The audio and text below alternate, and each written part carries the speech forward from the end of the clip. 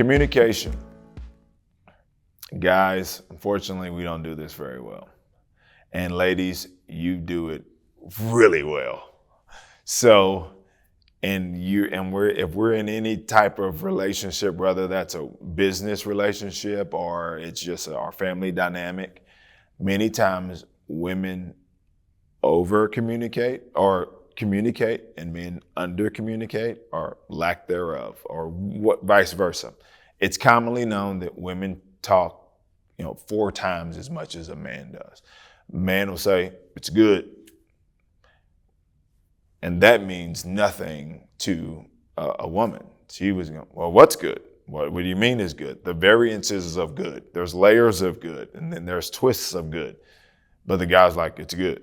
He's talking about everything. It's good. Because if it's something he thinks in his mind, he's going, anything that's not good, we can fix it, and it'll be fixed before you even recognize that it's not good. But the woman tends to think in the journey of what good looks like. And they want to talk through the journey of how do we get to this good that you're saying is good. And the guys just want to be like, here's the landmark of good, we're good. So here's where we both have to kind of meet each other here. So guys, let me help you. Talk in sentences to your whether it's your spouse, talk in sentences, paragraphs. If I were to talk in 2 to 3 sentences about how your day was. So let me give you an example. Your day was busy. You had a lot of phone calls that you had to make, or you were, boss was, riding you pretty good or whatever. So you come home and you're talking to your spouse. You go, "So how was your day today?" Don't say, "Good." Say, "Well, at first we started out pretty heavy. I was on the phone a lot, just having conversations."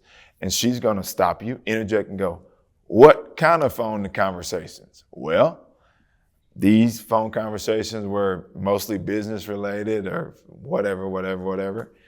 And then she go, "What kind of business?" That's where she's going to interject again. You go, "Well, I'm trying to build some clientele here and there or everywhere or whatever." "Okay, great." Then, now I got a call from my boss. "Oh yeah? What was that about?" And it wasn't very good. He told me I need to be doing this better and this better. And she's like, "Well, how does that make you feel?" "Well, it made me feel some kind of way, of whatever, and so this conversation just evolves. But here's what happens, guys. Typically, after we did all that talking, we feel like, no more. No, not over. Now you have to return the favor. How was your day? And as she gets going, interject. Don't go,